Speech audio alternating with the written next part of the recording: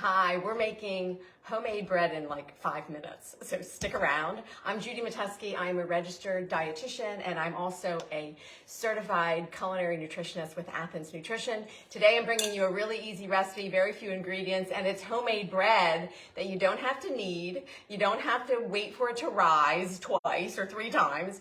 You can just make it and pop it in the oven. So there really is no yeast in this, and we'll talk about sort of the secret ingredient that's going to help this bread to rise. So let's go ahead and get started. We are using whole grain bread, whole grain flour. Now I tried this recipe with 100% whole wheat flour, and for my flavor preference and the texture, it was just a little too heavy and it got a little too dry. I'm using white whole wheat flour, which I really prefer for a bread like this, because we want the whole grain nutrition, but we don't necessarily want always that heavier whole wheat flavor. So if you have regular whole wheat, that's perfectly fine. But I am doing half and half. So I'm going to just use a half all-purpose flour and half whole wheat, which is the white whole wheat. And it's 1.5 cups of each. Now, when I make this bread, I almost always double the recipe. Sometimes I triple the recipe because it freezes really well. So if I'm already going to make it, I might as well just go ahead and make a couple extra loaves because it's fantastic for a lot of different things, and we'll talk about. So we're just with a bowl, a good sized bowl. I'm going to measure out 1.5 cups, and I'm just going to pull this over here because I've got these really cute little flour, well, they're really containers from King Arthur's website.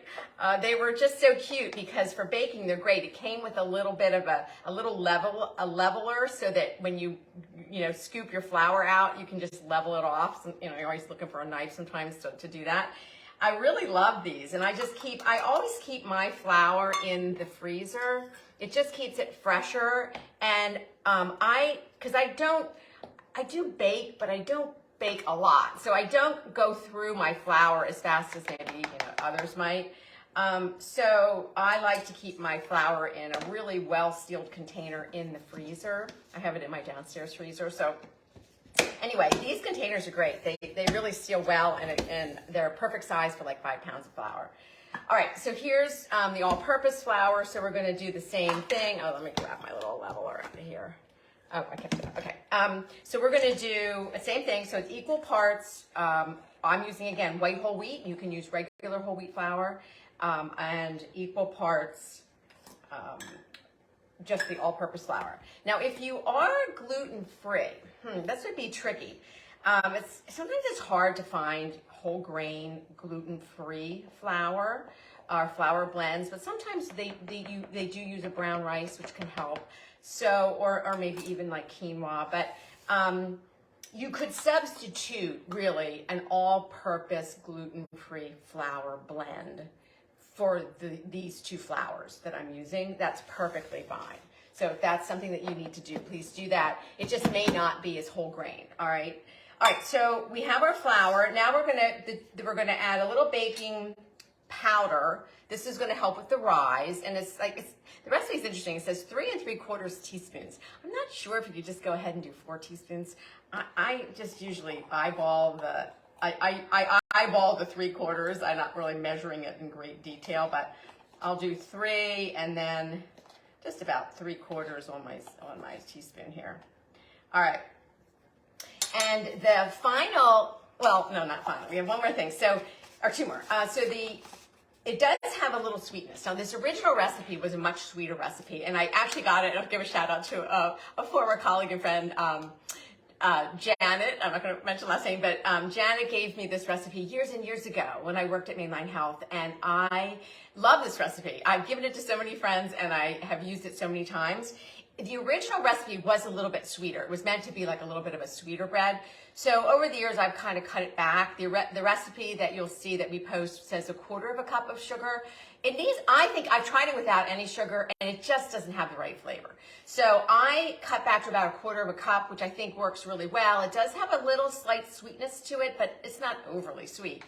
The other day I made it, and I only used 3 tablespoons, which is a little less than 1/4 cup, and I thought that worked out really well too. So that's what I'm going to do right now. I'm just putting in 3 tablespoons. This is just right. I just happen to have the sugar from from Trader Joe's, but any regular white sugar would work. I haven't tried it with brown sugar, but I bet that would actually taste pretty good.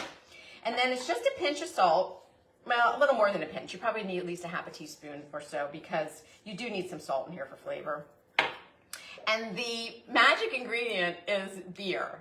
So this is what really helps give it its yeasty flavor once it's baked, and it helps it to rise. So we're using a full 12-ounce beer. It's whatever you have in your fridge. I haven't tried it with, if you're concerned about the alcohol, most of the alcohol is going to bake off. So it's really not that much of a concern. But if you are a little concerned about that, you could probably use a non-alcoholic beer. I'm sure that would be fine. It would give you the same flavor, and it would also have the carbonation for a little bit of that rise. All right, so I'm just going to stir this around a little bit, the flour and the baking soda and the salt and the sugar, just to blend it a little bit. And then we're going to take the entire 12-ounce beer and we're pouring it right in. It's really bubbling up, you can see. But that's what's really, again, going to help it to give it its rise. And because we're not using yeast, the beer gives it that sort of yeast, like I said, the yeasty kind of flavor that you look for in, a baked homemade bread. All right, so all we're doing now is I'm just stirring this around. We're just incorporating the flour and the beer and the liquid together. It doesn't matter. You can kind of just blend it together and go ahead and put it in your pan. It's okay to stir it even a little bit longer because we do, it's bread. We want some gluten development. So the gluten in the flour will start to develop and help to give it some structure. So we just want to make sure that it's all stirred and all incorporated. And then it is a relatively, you can see, it's a relatively wet dough. It's not pourable, but it's, not as sort of as stiff as a regular, like a homemade, like if you were making just a regular bread. Kneading it gets a little bit stiffer. So this is a little bit wetter. I just have a regular loaf pan that I sprayed. I don't even know the size of this, but I sprayed it with some baking spray. And now you're just going to take the dough that we just created, and it just is going to just going to put it into this baking dish. And again, it smells so good. Nothing better than homemade bread baking in your kitchen. And when you can do something like this so fast, and it's so good, you could be making this all the time. I love this bread I love just to slice and toast it. It's wonderful, but it's really good. You can use it to make French toast in the morning, which is wonderful. You can go either way because it's not, like I said, it's not overly sweet. So you can use this as for savory, making sandwiches. But it is good even, on the sweeter side if you want to use it for peanut butter and jelly sandwiches, or if you just wanted to make, like I said, French toast with it. But it's fantastic. So I'm going to go ahead, pop this in the oven. It's 350, and it takes about 40 to 45 minutes. You just want to check it with like a toothpick just to see if it's, fully cooked through the center. I'll show you the one that I made. So again, this is just going to go in 350-degree oven. Let me show you the one that I made yesterday. So here's what it looks like when it's out of the oven. Isn't it gorgeous? I mean, it really looks like a regular, loaf of bread, like a real loaf of bread. We just took us like literally 5 minutes to put that together, if even that. So I'll just slice this for you so that you can see. And it slices really well. It's not real crumbly. So that's why I say it toasts up really well, or it'll soak up some, an egg batter if you're going to use it for French toast. So here you go. I'm going to probably have this with my lunch. I'll toast it and have it with my salad. So again, very easy, very simple. When I freeze this, I typically go ahead and slice the whole loaf. Then I will Sometimes I might have to separate the slices so they don't stick together, but if I don't have time, I just sort of freeze them sort of off center a little bit so they're easier to break off. So I want a couple slices at a time. Or you could just freeze the whole loaf, but it's fantastic. So hey, enjoy this recipe. Please give it a try. Let me know if you do. I'd love to hear from you. Also, if you are coming, we're into this new year. We're into almost at the end of January already, which is crazy. But if you need any support with any of your nutrition, whether it's weight loss, whether it's lowering your cholesterol, whether it's managing your blood sugar, maybe it's just generally just wanting to feel better and managing a healthier diet, reach out to us. Our dietitians are there for you.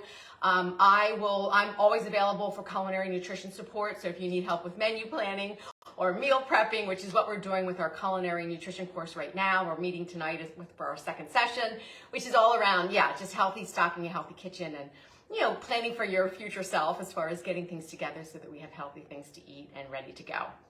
All right. Thanks again for joining. Enjoy the rest of your day. Stay well until I see you next week. Bye-bye.